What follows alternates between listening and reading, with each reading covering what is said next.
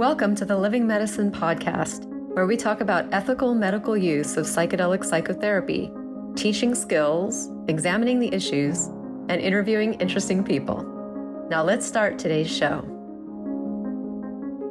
Hello, this is Dr. Sandy Newis, and this is Living Medicine, the podcast where we interview interesting and influential people in the psychedelic space, and even more specifically in the psychedelic assisted psychotherapy space and the overlap of those. And this is sponsored by the Living Medicine Institute, of which I'm the co-founder of, which provides training and resources and content for clinical and medical professionals interested in psychedelic assisted psychotherapy and associated issues. So I am very excited today to have Dr. Jason Konner.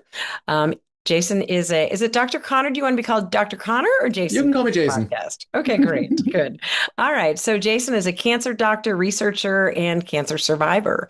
He received his BS in molecular biophysics and biochemistry from Yale in 94 and an MD from Stanford in 1999. He went on to complete a residency and fellowship at Mount Sinai Hospital in New York and Memorial Sloan Kettering, where he stayed on as faculty for over 20 years, working in gynecologic medical oncology and early drug development. So during that time, he cared for thousands of patients with advanced cancers, ran clinical trials, and published numerous research articles, and got really interested, from what I understand, in 2018 about the data from Johns Hopkins and NYU looking at psilocybin in existential distress in patients with advanced cancer, and got very intrigued in that. And so in 2022, he began his own journey with plant medicine and brings that up to here. So the last word in your bio is resolve to dedicate yourself to bringing psychedelic medicine to the cancer ecosystem. And in 2025, left the practice at Sloan to found Chiloka and Psychedelic Oncology. So I'm so excited to learn about your journey. So thank you so much, Jason, Dr. Konner, for being here with us. So appreciate your time. And Thank you, Sandy. Happy to be here. yeah, so this is a very intriguing background. Like, I read this and I'm like, wow, this is checking all of the boxes of high-powered medical, clinical work and research work at some of the biggest institutions. And so I want to just honor and appreciate that. And then just wondering if you can tell us a little bit more about personally. I mean, we're all kind of tracking the research and that being the bridge. And of course, the research was intriguing, but how about you? How did you make this shift from traditional medicine to having this interest in psychedelics for oncology? Sure. Well, thank you so much for that intro and for that question. And the path starts. I mean, I was uh, a cancer patient myself at some point as Mm. a young man, and went Is that through like the. before you went into oncology or during? I had already resolved to become an oncologist Oh, okay. Okay. when I grew up. My family knew many people Okay. affected by cancer, and I said, this is clearly what I need to do. Uh-huh. And the cancer diagnosis was a bonus Okay. because it was a big teacher for sure. Right. I was actually diagnosed on the day after I graduated from college, Oh, so it was interesting. interesting timing for me. Right. Um, yeah, and fortunately, I'm doing very well long term. Mm-hmm. I certainly learned a great deal from that experience about what it means to hear you have cancer and what it Yeah, means to be a cancer patient and not sure. know what's ahead, what's in store for your life, for your body, for anything. And also really came a deep appreciation for how much listen to what the doctors are telling us. You know, Uh, how important the words of our care team are to our mm, experience. Because when you're suddenly put in that very vulnerable situation, very scary situation, you're hoping for, some guidance, some information about what's going to happen to you. And so mm, you hang on to every word. So it right. really helped me understand, just how important the way we communicate with each other is in these Mm, settings. mm. And I that went love on to that. influence my life. Yeah. Yeah. Well, that's so analogous to, I mean, in some ways, like it's so clear, like with cancer treatment, you're just turning your life over to your medical care team. And of course, we're going to talk about psychedelics, but I can't help but notice like that's a lot of what happens with psychedelics. You're like turning this experience over to your guides and your care team. So Yeah. yeah. So how did you make the shift from that Right. I mean, you just talked about being a cancer survivor and that propelling you into oncology along with a family interest. And then how did you make the shift from that to psychedelics? Well, I think throughout my career, I've always enjoyed the sciences and clinical medicine, Mhm. but I've really been drawn to the humanistic components of oncology and the relational aspects, which is part of what drew me into the field to Yeah. begin with. And it wasn't until around 2018 or so when I started learning about psychedelics, and this Mm. was shortly after the publications from NYU and Johns Hopkins. And when I saw this data, my jaw dropped. I said, "This is Oh, amazing. interesting. This is Uh-huh. amazing." I knew nothing about psychedelics, Yeah. and this is, I think, an important point. I mean, even despite having gone to these Mm. high-powered institutions and having all this education, we learned nothing about these medicines. Nothing. So Not one thing. all I knew was what we heard on public service announcements Yeah. and the various programming from the war on drugs. That's really it. So it was really startling to me that these could be therapeutic, and not only that, but they could address one of the fundamental issues that we face every day in the oncology clinic about existential distress, something that really wasn't even well named prior to Mm. that. Oh, So interesting. yeah, yeah. Startling is a good word. So it was like startling to you, and the existential distress was also kind of a new concept. I mean, as like almost like it's like such an overlay of oncology that it was like practically not named. Is that kind of what you're saying? Absolutely. Even naming it was opening a new portal. Mm, Yeah. hmm. I think so often, I mean, we witness a lot of distress, Sure. so much.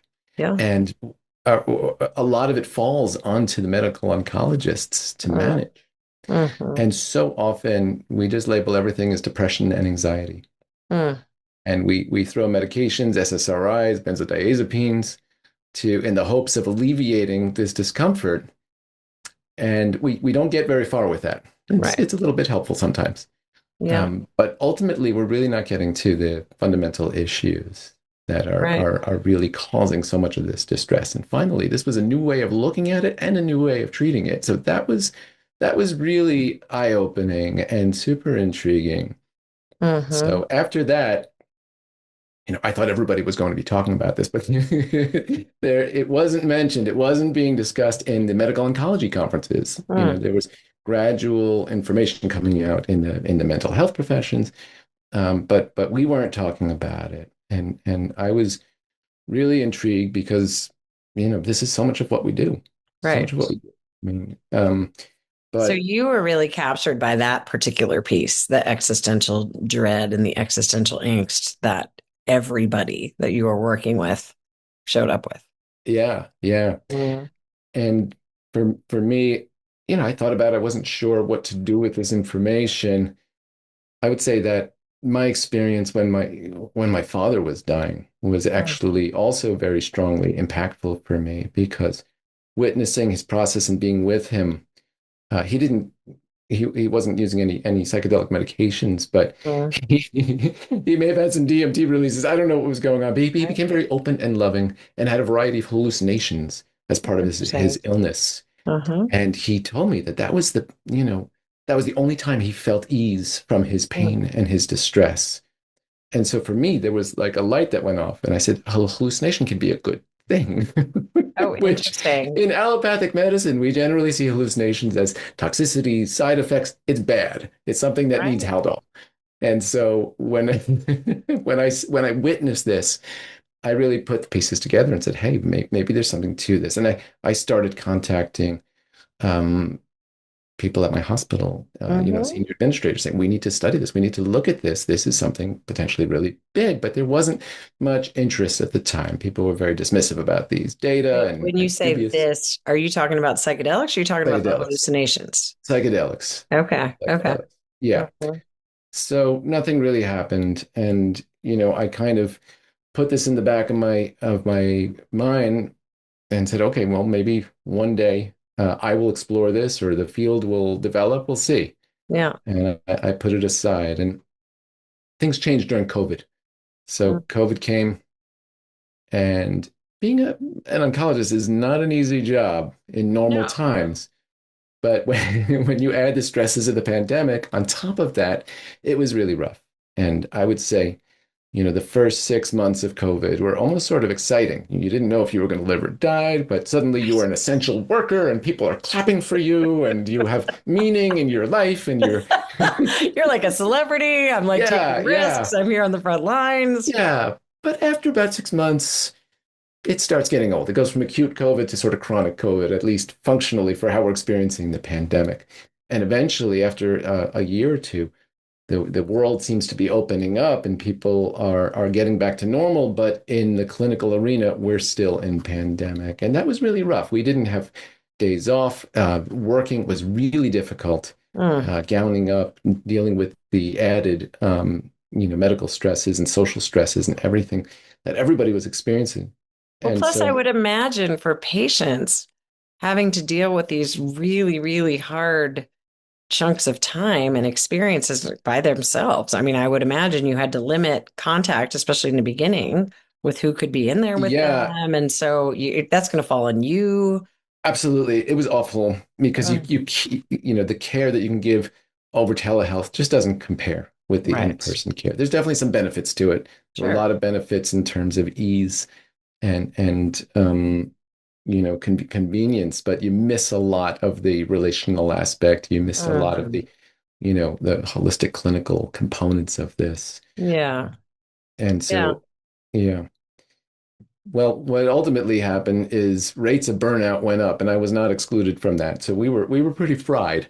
And Hmm. so in the fall of 2022, I was really in a bad place internally. I was kind of a mess, Mm. and I wasn't sure why. And I developed a hernia, an inguinal hernia. Mm. And Hmm. so I was told I needed surgery. So I blocked off 2 weeks of time to have surgery for the hernia. And as it was coming closer, I just sensed I shouldn't do this surgery. I said, I'm already, not in a good place internally. Mm. Maybe I should do something for myself. I realized I hadn't had a 2 week vacation in over 12 years. Wow. Yeah. And so, but I was too dysphoric to plan a vacation. I didn't know what to do. Mm. And literally a week before the surgery was going to happen, I was in a yoga class and I overheard a woman I've never met say that the two words ayahuasca retreat. Ah, you were summoned. Yeah, when I You heard heard the that, like, call. yeah, it was absolutely a call. I immediately this Mm. fog lifted from me, Oh, and I had this fascinating. lightness of being, and I knew exactly what I was going to do. And I went home. I had no idea, but the fact that a retreat existed was Yeah. news to me. Uh-huh. And I just Googled ayahuasca retreat. The first thing that came up, I called them, and they said we have one opening, and I said I'm coming, and I Oh, canceled the surgery. And that's that interesting. was my entry. I didn't even know retreats existed. Yeah. I Oh, when I heard about this, I fascinating. figured one day I'll be in some psychiatrist's office with a blindfold and I'll get an Right. injection. Oh, Who interesting. knows? I love Um, that. And yeah, so that was the entry point for you. That was your first kind of, you heard the call, you showed up, you did the thing.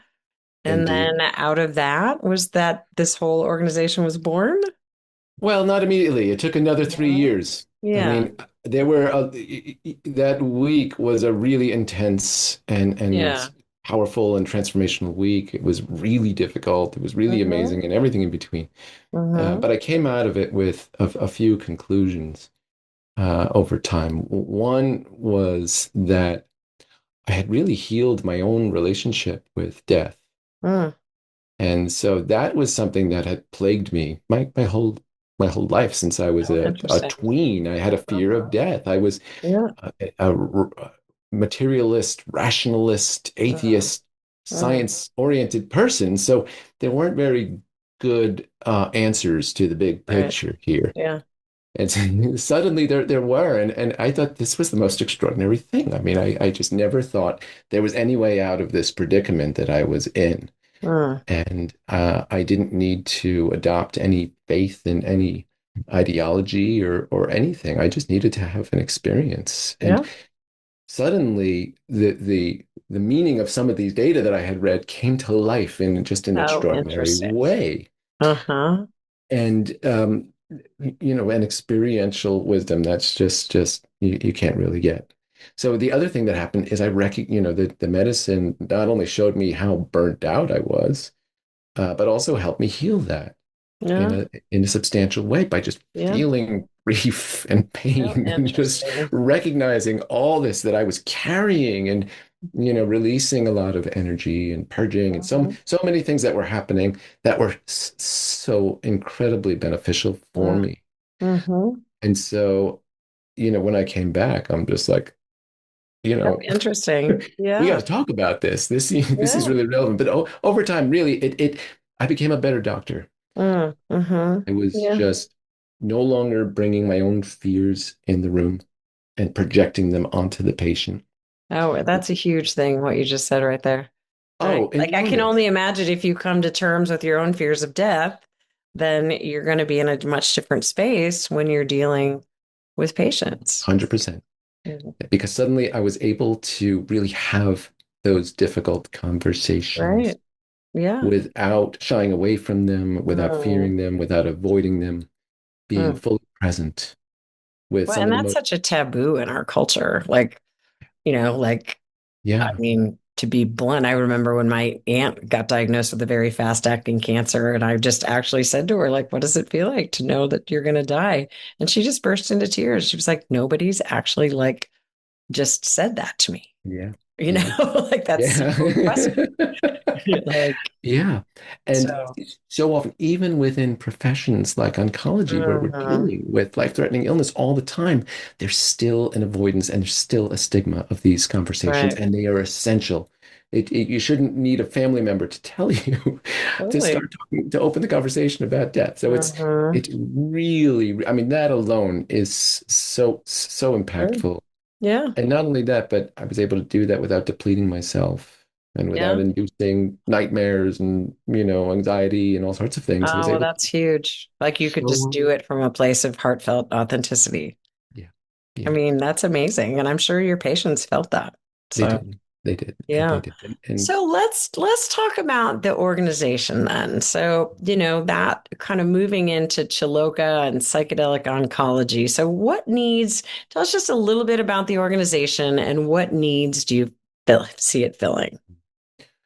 well, I mean, the needs are tremendous. I mean, Mhm. having borne witness to so much profound and complex suffering, it Yeah. is what patients go through, what their Mm, families go through. Some of it is just unspeakable, mm.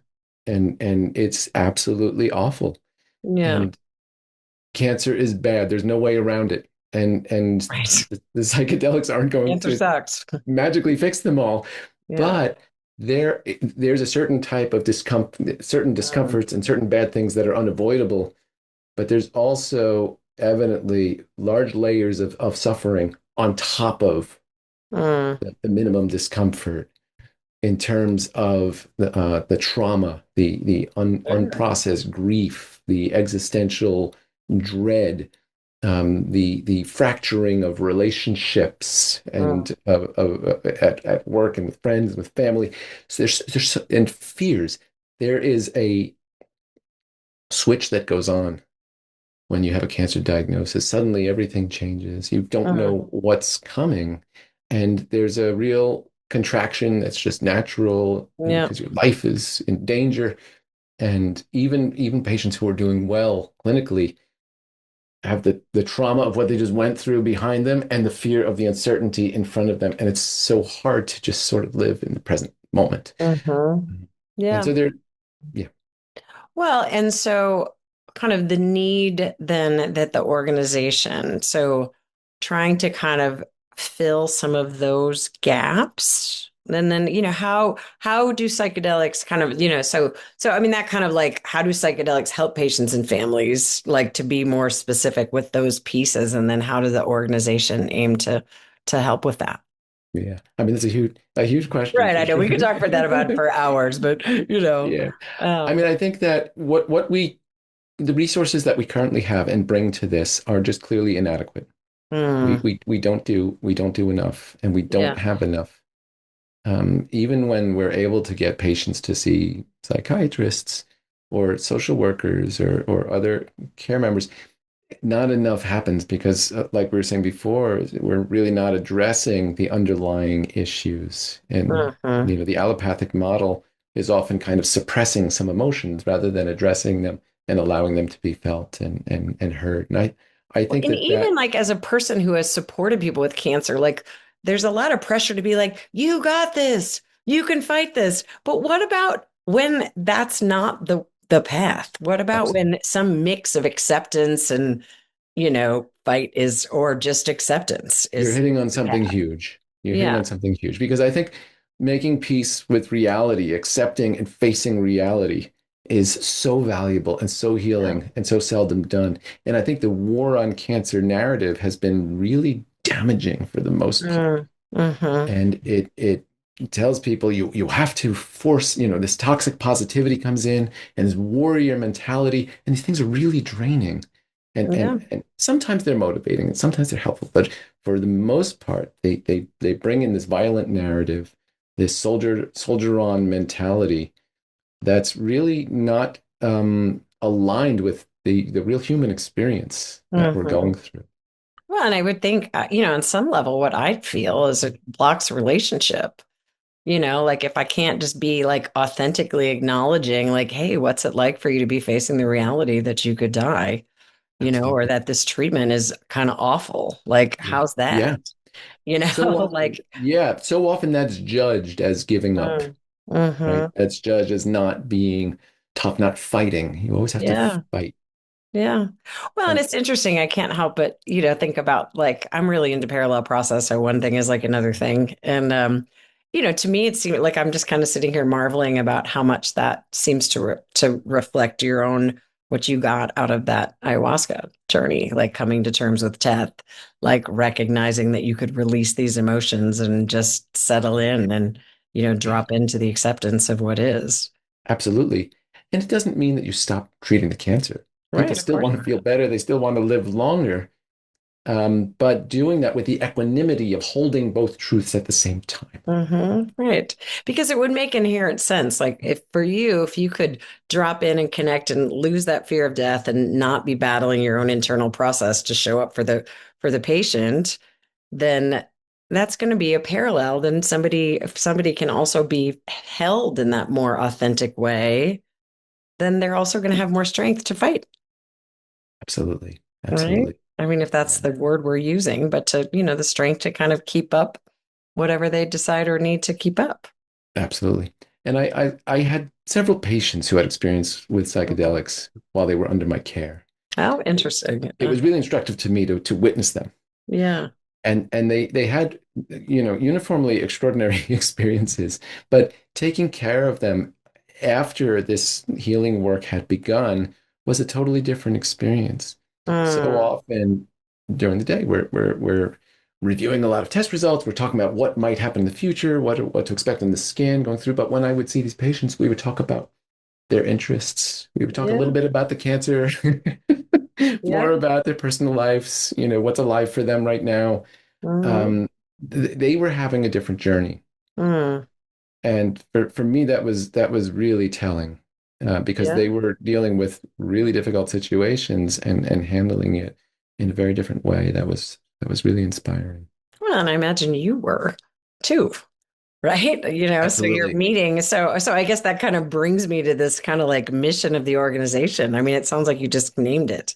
Like we want to provide a really different experience. I mean, this is what I'm getting just right based on the conversation, not on the read of the website. So tell me if I've got this accurate, which is we want to provide a different experience for patients and families. We want them to be able to be more authentic in what they're going through and have that be mirrored by their care team, have the Mhm. cancer not be the whole thing, but rather just part of what they're going through and honor and acknowledge the whole experience. I don't know. Tell me if that's accurate. No, you Like on a articulated very that human beautifully. level. And I love how you included the care team in Yeah. that discussion because that's something that we're also really focusing on right now because Mhm.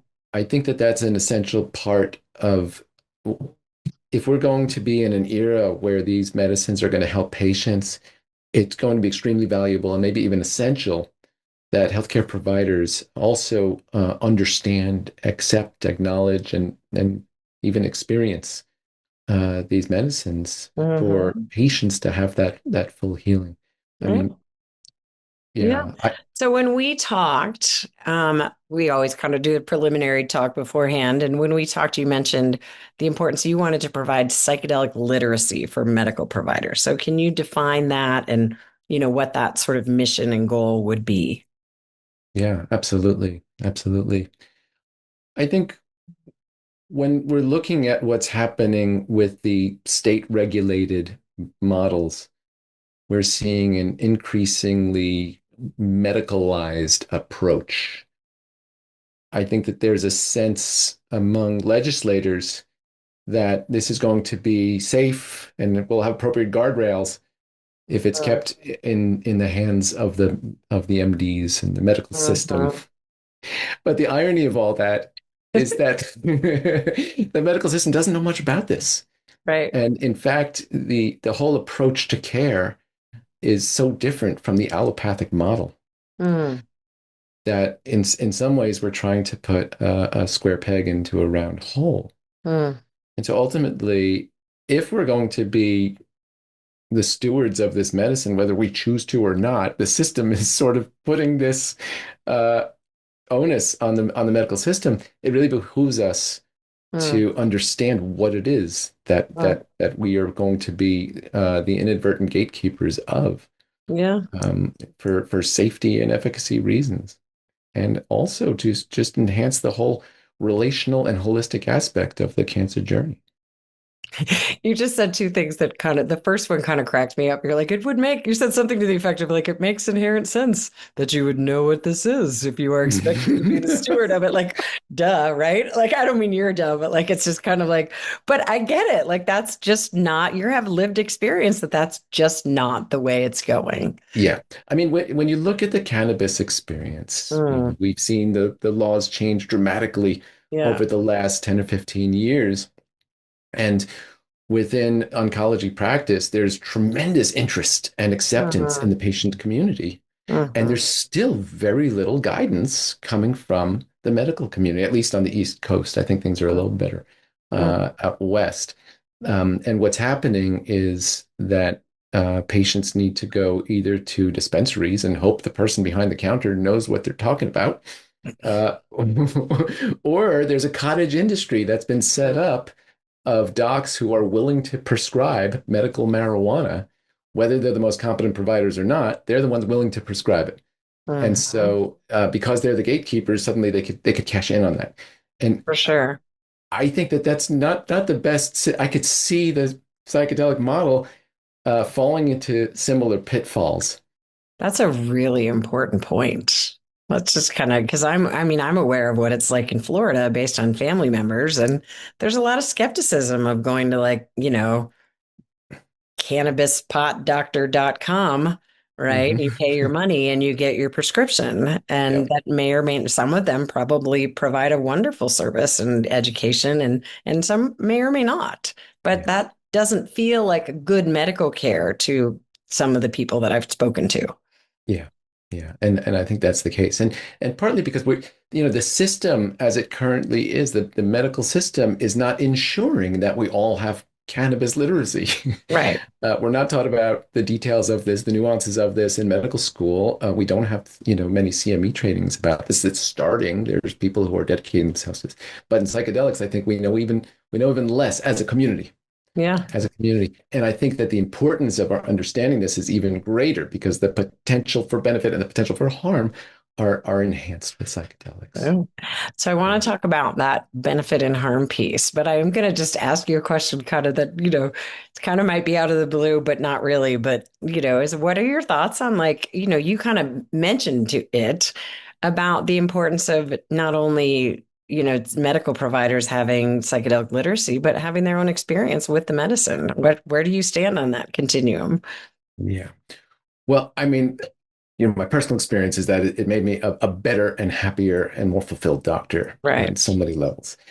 And I think that there's many doctors who would have a similar outcome. This is Mhm. certainly not something that's right for everybody in a specific profession, Yeah. but I do think that there is tremendous potential for significant numbers of providers to help heal their burnout, and Mm. to help re-engage with the profession and Yeah. ultimately to be happier and deliver better care for their patients with Yeah. psychedelics. And Yeah. there's a desire for it. There For really is. sure.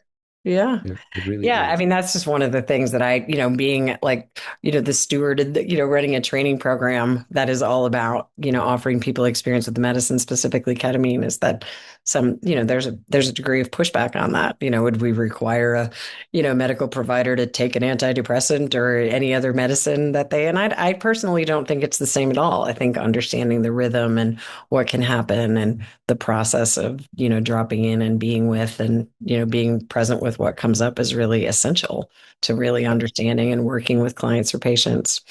Yeah. Yeah, absolutely. Absolutely. And I mean, ultimately, I think that increasing psychedelic literacy doesn't mean that all docs should be able to hold space for somebody having an experience, Right. but at least to have a general sense of, why this might be beneficial, what might be the pros and cons, and Hmm. be able to refer. Well, and for me, it's like just the recognition about what being in an altered state of consciousness can be like. Mhm. Right. And we can get there with meditation and ecstatic dance and time in nature. And, these are all things I think are really important in a lot of other ways. But there is something profoundly different about taking a medicine and kind of being pulled into that, like, um, so, so yeah, so I know with your organization, one of the big things, one of the big goals that you mentioned, and it's on your website, is the importance of community. So Mhm. let's talk about that for providers, for patients and families, part of your mission. What is so important about that to you? Why is that such a big piece of your mission? Yeah. Yeah. Well, I think first off, the, relationship is powerful medicine. Healthy Mm, relationship, healing mhm, relationships are so vital to just the human existence, but especially when you're going through something so frightening as cancer. Really, nobody should need to go through that alone. mm, And the cancer journey can be very isolating for people. mm, Talking about cancer, talking about death, talking about grief, trauma, these are things that a lot of people don't have resources around mm, them, mhm, personal or professional, to really have space to mm, share and to be heard and to be supported.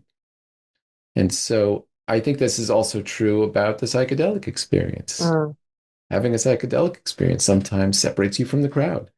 Sometimes mhm. you experience things that other people in your life may not totally appreciate or understand or fully accept.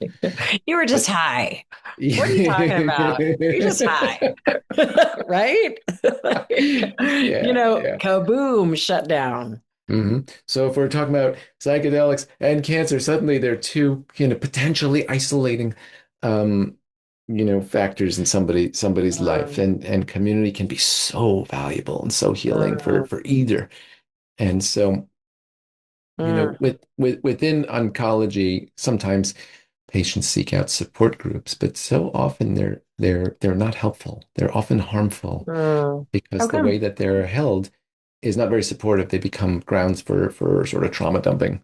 Oh, And some patients who are doing really poorly may frighten mm, patients who might see that in their future. There's a lot of I've seen so many bad outcomes from patients going mm, to support groups. And I think that fostering a type of community that can be, supportive and empowering is really what we would want to do because people want to connect. They want to connect, and they need supportive spaces to do that mm. productively.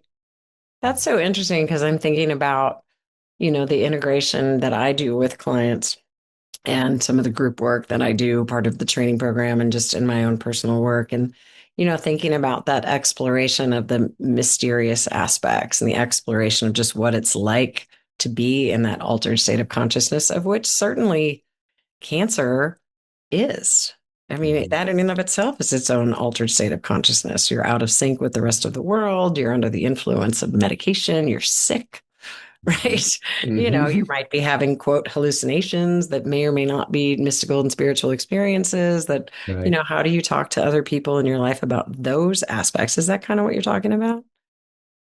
Not as eloquently as you put it. I think that's a beautiful framing of it, but it's absolutely true. Like when you have a cancer diagnosis, you're sort of part of this separate group. Yeah. Whether you wanted to join it or not, you're suddenly in. Yeah. And it's really helpful to have community of others who can understand. Mhm. Yeah. Well, it's scary to other people. People are like, oh, that could be me. You should fight that. You'll be fine. Yeah. We don't do a very good job of holding grief or again, the existential worry and, you know, Hmm. I, Yeah. And some well-meaning friends just don't know what to say. They don't mhm. want to say, they say, "Oh, you'll be Yeah, fine. Don't worry about it. It's going to be okay." Keep right. smiling. You'll be Or ask lots of fine. questions. Right. Can Yeah. I bring you some soup? Like, yeah, yeah. I mean, you've kind of mentioned about, kind of weaving in mental health treatment. And, as we talk, I'm realizing those things are just inextricably linked. Like, you can't really say just what is the mental health treatment component of cancer because these existential issues like meaning making, purpose making, kind of, how am I going to live my life? How do I connect to the world now that I've gone through this profoundly impactful experience? Like those, well, those are mental health on some level, but they're also just part of the experience. So I'm seeing as we talk how those things are integrated. So I just Absolutely. wonder, what's unique about that in working with cancer and how might that, connect to psychedelics? Yeah, I mean, I think that the the healing of working with psychedelics is so multifaceted. Mm, And that's something that the community needs to understand better, that this is not just like you go and you get the drug and everything's going to be better, yeah. right? We need containers not only for the journey itself, but outside Mm, of the journey, before mhm. and after. And this is something that isn't really being necessarily built within the healthcare system, even though there might be these medications coming. And part of these containers involves community support. Mm, It's essential, it's healing, and it's the only way this is going to work, in my opinion. So I think that there, in terms of mental health care and mental health professionals, there will be some patients where that makes sense. I mm, think to say that that's necessary for everybody may not be the case. I mean, mhm, even as things are right now, there are major barriers to access mm, for most patients to really get to adequate mental health care. So mm, when we add the complexities of psychedelics, I think those barriers are still going to exist. mm. And we, What are the barriers? Like I'm just like, as a mental health provider, I'm like, what are those yeah, barriers? they're tremendous. Patients either don't have coverage. Mm. So there's a lot of health plans that will cover comprehensive oncology care, but not mental health care. Really? Even Still? psychiatrists, I thought that kind of went away. this happens all the time. Interesting. And this Yeah. is for patients who are able and willing to go, because Right. so often patients don't want to do it, or they don't Mm, have the time to do it because they have to mm, work, they have to take care of kids, they can't right. take another, they're already taking a day off I to already have get a their chemo. seven They can't million take other that. appointments. They don't want another appointment. Yeah. Another provider who doesn't know what the other providers are saying. Yeah. And Mm, very often patients go and they say they wouldn't even talk to me. They just give me a prescription for this drug. And mm, it's not always like that, but often that's the case. Finding a good provider is another yeah. barrier. So there's a lot of them. And ultimately what I was finding in my practice is that it falls on us. The medical Sure. oncologists are doing much of the emotional and psychological care and support, even though we're not necessarily trained to do that. But that becomes a Right. big part of our job. So Totally. we need more. We need more help. We need more opportunities. Well, that just brings, up the question, we've got cancer and we've got psychedelics and they're relating through your Mhm. organization and just conceptually. And we've got providers treating this non-ordinary state of cancer, because that's like the Mhm. term I like is non-ordinary states of all sorts. But, what do these providers need? Like, what are you wanting to offer them?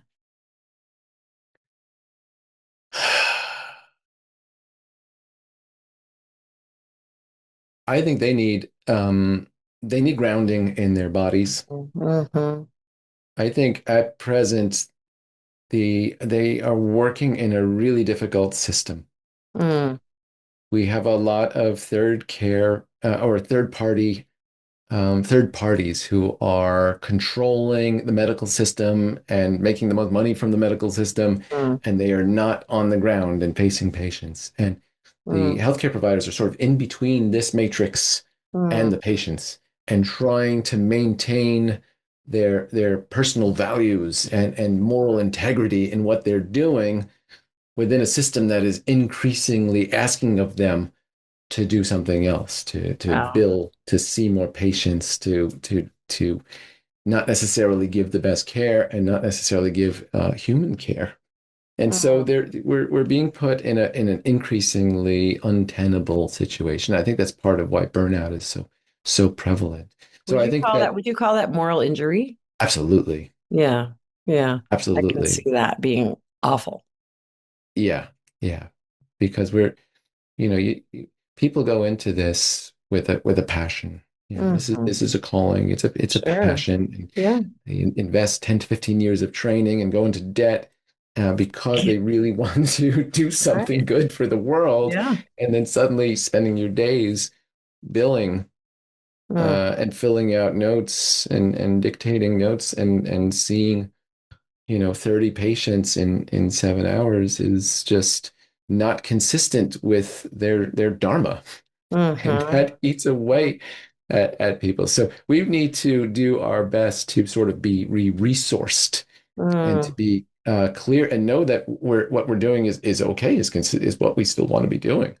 Um, Also to help heal our own unprocessed grief and trauma. We have a lot of vicarious trauma, hmm. especially in oncology. We witness some really, really difficult things, and we're not equipped with tools for how to process that. Mm. And Huh. so often, what we do is we distance ourselves from the patients as a protective mechanism. Sure. And Right. sometimes that's overtly done, and sometimes it's just organically done. But that's not good for anybody. And then other times, people just keep giving of themselves, but they deplete themselves, and it's not sustainable. So the psychedelics can help us find that third way where we could really be Mm. present and engaged and um, not depleted. I'm really touched. Honestly, I'm just sitting here really touched by what you said. That's just really moving because I was just kind of like, most cancer patients are probably in treatment for a while. So you're going to have a relationship with these people and you're Yeah. stewarding them through this process, not just giving them treatment, but you're going to develop a relationship and how incredibly difficult that must be for the providers to find that balance of knowing and caring while also not getting overly depleted. Like there's almost no way where you couldn't just like retreat without, if you didn't have an awareness in your own support. Like, Yeah. so I get it. Like with awareness, with your own support, with the community, that you can be authentic with this work if you're choosing to do so. Like might not be for everybody, but I'm hearing that you want to create that space. Like Absolutely. psychedelics or no psychedelics, like that stands alone for you as a value. Do I have that right?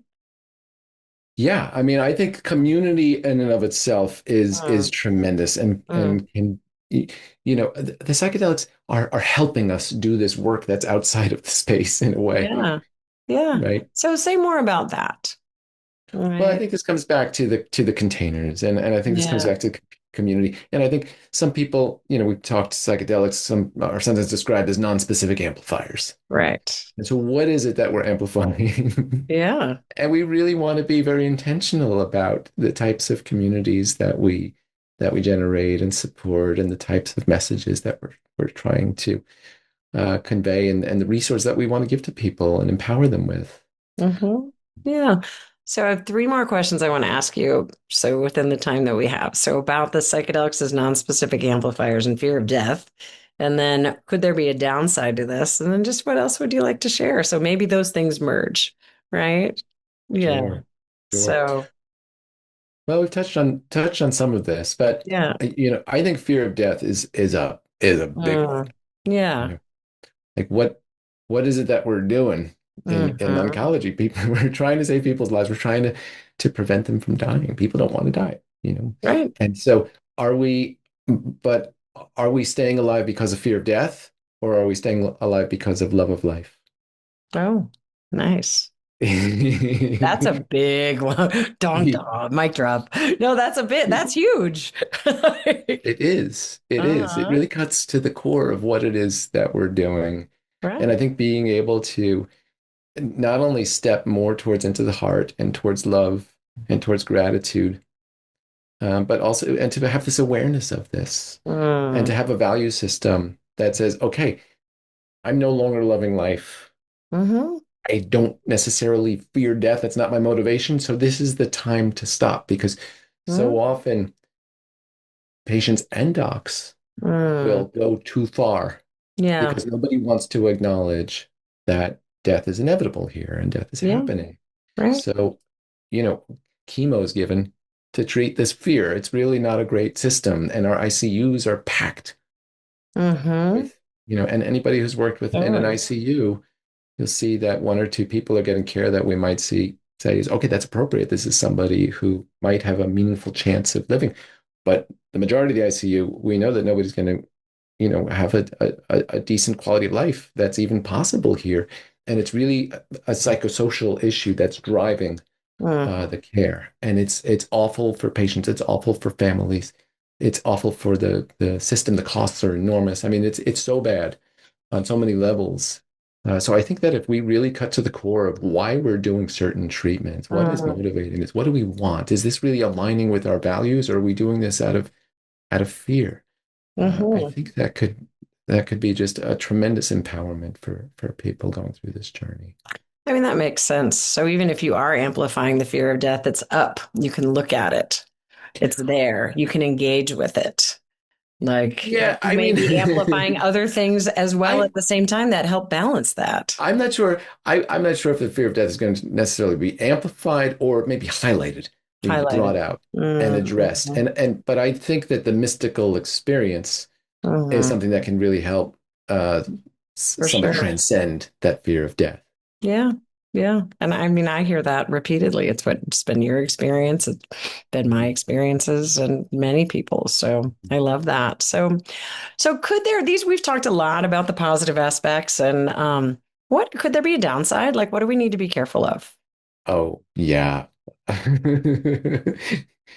Yeah, I mean, there can be a lot of downsides, I think. Mm, For one, we touched on some of this that we don't necessarily have the containers and the mm, literacy, and we have this, a lot of companies that are striving to get these FDA approved psychedelics, and sometimes these containers are being a little dismantled, right?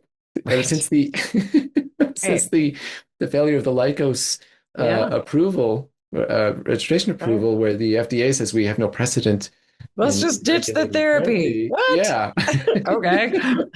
Like, whatever it takes, I guess. Yeah, and this is part of these, what I was talking about, this square in a circle type thing. Mm, We're trying to fit something holistic into a reductionist model. And so are we going to be stripping away all these things? mm, And it seems like that's the direction that we may be headed. mm-hmm. And that's where we come into this. This is why I think it's Ah, so important for us to be responsible stewards of the medicine, mm-hmm. because we are what's Mm-hmm. between the matrix and the patient. Yeah. And we have to acknowledge, okay, maybe, the system is treating this like an allopathic typical drug, but Mm, we have to acknowledge, we have to educate ourselves mm, either experientially or cognitively or all the above by saying that's not the best way for these patients to get this type of care. ah, And, and we need to say it's no, we need emotional safety. We need nervous system safety. We need mm, spiritual safety.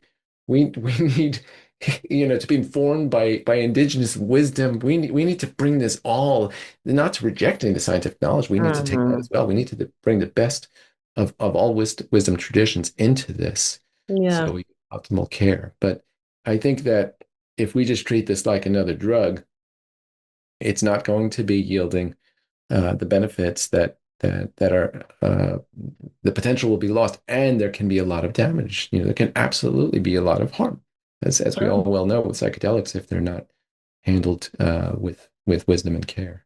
Well, that's so interesting. You just named set and setting, the importance of container. You just named like some of the core principles of trauma-informed care, kind of having like safety be paramount and the relationships and people's choice. And, I love that because that's so often missing from medicine and really, in a lot of the broader mental health context too, even though we don't want to admit that. But, Yeah. that's And some of these lessons critical. could be really valuable for oncology care in general. Yeah.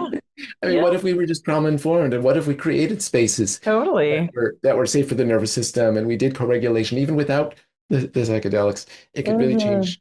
This Yeah. could be paradigm shifting for the way that cancers are managed. I mean, that's a big deal. That's what I'm hearing you say overall. You want to shift the paradigm. You really want to shift the paradigm of cancer care. I'm hearing you want it to be more relational.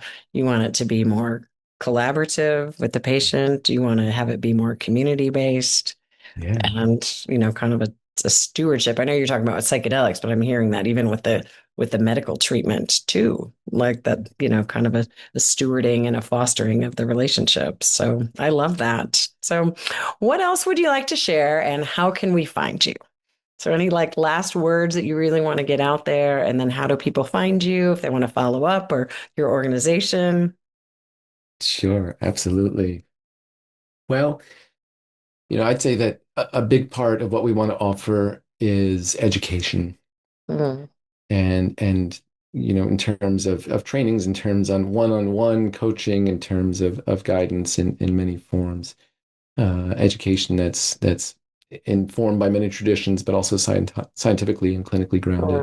mm, mhm. Um, we want to foster community as we're discussing. We're going to have robust digital platforms for Yeah. preparation and integration, and we'll be organizing retreats as well. And Oh, uh, we nice. we have an upcoming retreat planned for healthcare providers. And Excellent. When's so, that? well, if anyone wants details, they can reach out to us. So Excellent. psychedeliconcology.com, you can submit your email on the site and we will get back to you. Or you can email me at Dr. Konner at psychedeliconcology.com. Excellent. Good. Well, Jason, I'm so appreciative of this. I want to cheer you on. I mean, this whole like, we've all bumped up against cancer in some level. And so to really, really wanting to be changing this paradigm. And you have a really unique perspective, as I'm sure you know, but to come from the traditional approach and be a survivor yourself and to be at these, very prestigious institutions of learning and medical care. And then, I think we are all lucky to have you be interested in this field. And I can't wait to see where this goes. So thank you so much for sharing your wisdom and your time and your expertise and your heart with us. So thank you. Appreciate you so much. Thank you, Sandy. All right. Thanks. Have a great day. Thanks for listening to Living Medicine. We'll see you again next time. Be sure to click subscribe to get future episodes.